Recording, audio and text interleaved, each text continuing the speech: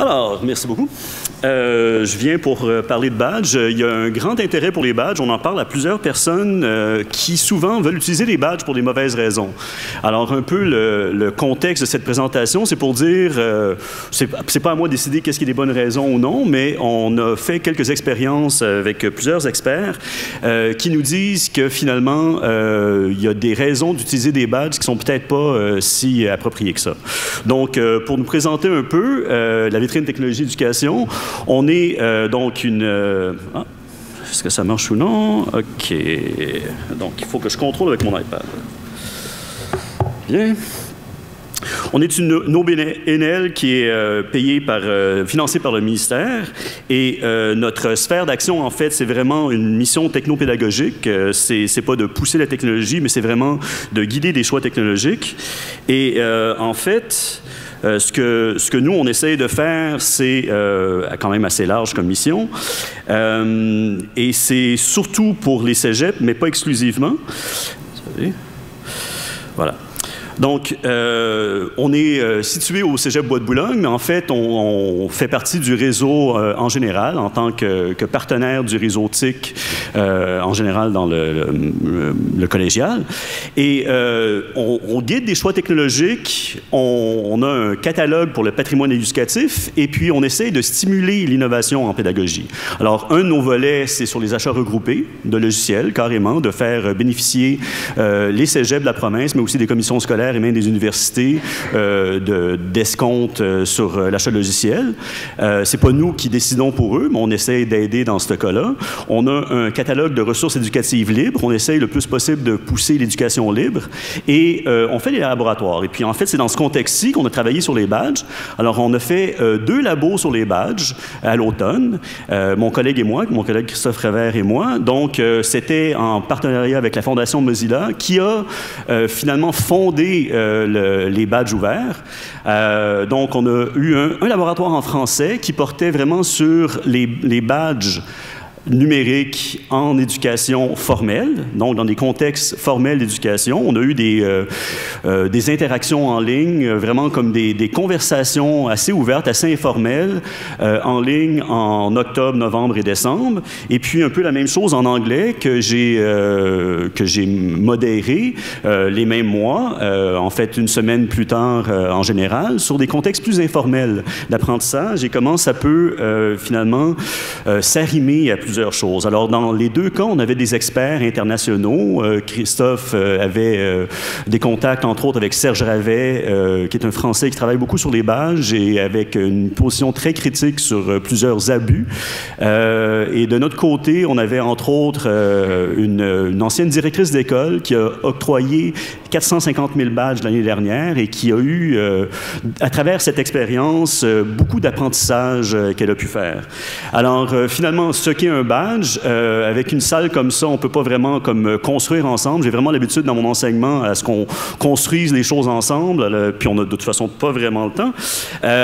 Mais en fait, pour l'expliquer très simplement, un badge, c'est vraiment juste une image. Puis, si on pense à un badge en général, c'est une représentation visuelle. On s'entend, ça peut être n'importe quel type de badge, mais un badge numérique, c'est vraiment juste un fichier image. C'est aussi simple que ça. C'est un point PNG. Et dans ce fichier-là, il se situe des métadonnées. Donc, dans le fichier lui-même, c'est portable. C'est comme un fichier qu'on peut avoir à n'importe quel endroit. Je le note, je le répète parce que c'est quelque chose, il y a beaucoup de confusion. Les gens pensent que pour avoir un badge et pour pouvoir le conserver, il faut avoir un appareil spécial, il faut avoir un serveur spécial et tout ça. Absolument pas. C'est tout simplement un fichier image. On peut le laisser dans notre Dropbox, on va le laisser sur notre ordi local, on peut le mettre sur une clé USB, même sur une disquette si vous voulez. Dans les métadonnées qui sont dedans, c'est en format JSON pour les aspects techniques, mais c'est des critères d'attribution. C'est décrit à l'intérieur du fichier image, c'est des critères d'attribution. Pourquoi ce badge a été octroyé?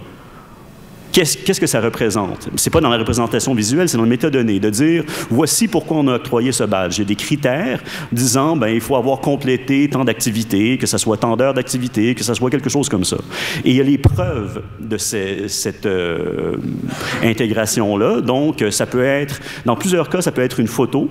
Alors, c'est un lien sur une photo de quelqu'un qui a fait quelque chose. Et puis, je peux prouver ma participation ici parce que s'il y a une photo qui a été prise de moi, je pourrais la mettre dans un badge en disant, ben voici, j'ai prouvé que j'étais là, voici une preuve. Mais sinon, ça peut être des preuves qui viennent directement d'un site de gestion des cours, comme Moodle ou Sakai ou Canvas ou ainsi de suite. Il y a même une intégration des badges dans ces plateformes-là. Donc, on peut avoir ces preuves-là directement de voir le travail de la personne. Ça peut être un apprenant, ça peut être une professeure, et ainsi de suite. Ça peut être une employée, ça peut être ainsi de suite. Ce qu'est un badge, c'est vraiment une certification. C'est ça l'idée d'un badge, c'est de certifier quelque chose. La réussite de quelque chose, une acquisition de quelque chose. Alors, je vais passer par-dessus les concepts eux-mêmes, mais sur l'utilité des badges, c'est pas de vous prouver que ça a une utilité, c'est en fait de vous faire réfléchir à certaines choses. Parce que ce que les gens ont comme impression, c'est que les badges peuvent remplacer certaines choses. Alors, c'est un peu un des modèles qu'Aurélien présentait dans une autre présentation sur le SAMR, la substitution, augmentation, modification et redéfinition. Bien, il y en a certains qui se disent que ça peut remplacer. Alors, ça peut remplacer quoi? Ça peut remplacer les autocollants. Alors, si on se dit dans une école primaire ou à la maternelle ou même à la maison, bien, on peut remplacer un petit autocollant qu'on donne pour dire « bravo, tu as bien réussi », on peut remplacer ça par un badge. C'est pas faux. C'est vrai qu'on peut le faire. L'utilité est quand même assez limitée. C'est que c'est en ligne plutôt qu'être physique.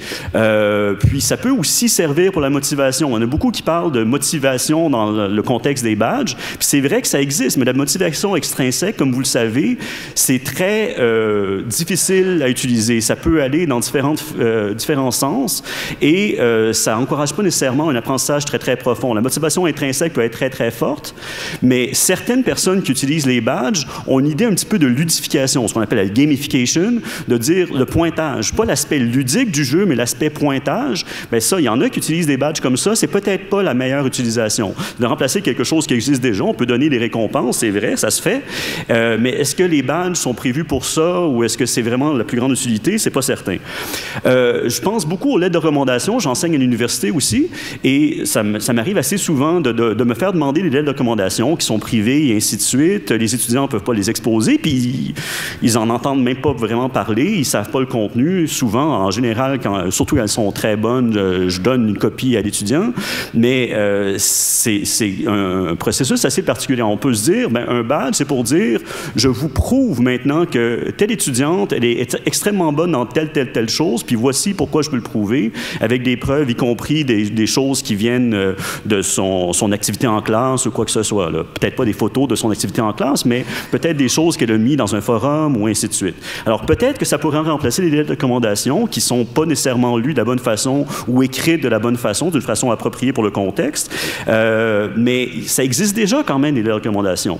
Les notes, comme des relevés de notes, est-ce qu'on peut remplacer ça avec des badges? Alors, il y en a plusieurs qui parlaient de ça parce qu'on voit que souvent, les notes sont un obstacle à l'apprentissage. On peut se dire que de donner des notes, ça peut servir de motivation et ainsi de suite, mais souvent, c'est que ça devient tellement une obsession que c'est plus la note dont les apprenants se rappellent que de l'apprentissage comme tel. C'est de se dire, j'ai eu telle note dans tel cours, c'est la seule chose dont je me rappelle. Je ne me rappelle pas ce que j'ai appris, même si j'ai eu une bonne note. Alors, de remplacer les notes, c'est un but de plusieurs conseillers pédagogiques, mais est-ce que le badge peut faire ça? Bien, partiellement. Ça existe déjà, les notes. C'est très difficile de remplacer un système qui est si fortement en place. Les diplômes, c'est un peu la même chose. Une reconnaissance très officielle, très formelle, comme un diplôme, avoir une alternative à ça, il faut vraiment se lever de bonne heure, comme on dit. Il faut vraiment prouver que l'avantage est extrême par rapport à ça. Un avantage du badge, c'est, dans ce cas-ci, c'est de donner des choses qui ne sont pas dans le diplôme ou qui sont rarement mises dans le diplôme, y compris des compétences qui ne sont pas nécessairement très, très courantes et qui ne sont pas évaluées de la même façon. Là où ça commence à ressembler au modèle que les gens utilisent, c'est d'utiliser les badges comme une version du portfolio. Alors, un badge n'est évidemment pas un portfolio, mais peut faire partie d'un portfolio.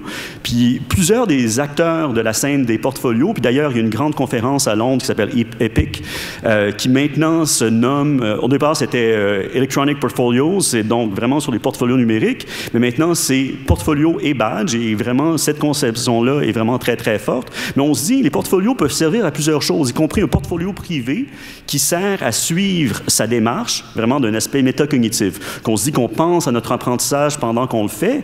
De cet aspect-là, le badge n'est peut-être pas si fort que ça. Mais c'est vraiment dans cette scène-là que ça commence à avoir un certain sens d'utiliser des badges. Alors, l'idée, c'est de reconnaître quelque chose. C'est vraiment dans la reconnaissance des acquis. Ce domaine-là de reconnaissance des acquis, dans les cégeps, il y en a à peu près dans tous les cégeps, ou même dans les universités, et ainsi de suite, des gens qui s'occupent de reconnaître des choses qui ne sont pas nécessairement reconnues par les diplômes, y compris les diplômes de l'extérieur, de dire est-ce que ça a la valeur qu'on dit que ça doit avoir, mais de se dire, bon, ben, telle personne a travaillé pendant tant d'années dans tel domaine, est-ce qu'on peut reconnaître une compétence dans ce cas-ci, ou même une connaissance, ça peut être la même chose. Des acquis, ça peut être autant des connaissances que des compétences pratiques. Alors, une des choses que le badge permet dans ce cas-ci, c'est que les réalisations peuvent être diverses. Quand c'est des badges qu'on reçoit pour l'activité physique, je fais beaucoup des trucs de soi quantifié, je compte mes pas et ainsi de suite. Je reçois des badges qui qui prouvent que j'ai marché 20 000 pas l'autre jour. Ben, c'est une réalisation d'une certaine façon. Puis au fil du temps, tout ça, ça peut s'accumuler pour réaliser un portrait plus complet qui peut aider les gens à comprendre que j'ai acquis certaines choses qui sont pas nécessairement présentes dans ma formation scolaire ou universitaire ou académique ou collégiale ou quoi que ce soit. Ça peut être aussi une certification partielle d'une acquisition. Quelqu'un qui décroche d'un programme d'apprentissage a quand même acquis certaines choses, mais ces acquisitions-là ne sont pas nécessairement notées, ne sont pas reconnues formellement la plupart du temps, mais par contre, dans un cas d'un badge, on peut dire, bien, il y a certaines choses qui, avant que la personne décroche, elle a pu les obtenir, ou avant la fin d'un cours même. Si on se dit, ah oui, mais c'est la note que la personne a obtenue pour tel cours, mais même, il peut y avoir des apprentissages qui peuvent être reconnus même quand c'est avant ça. Alors, est-ce qu'il nous reste 2 minutes, peut-être? Je sais pas. Rien? Non? Ouais? OK. OK.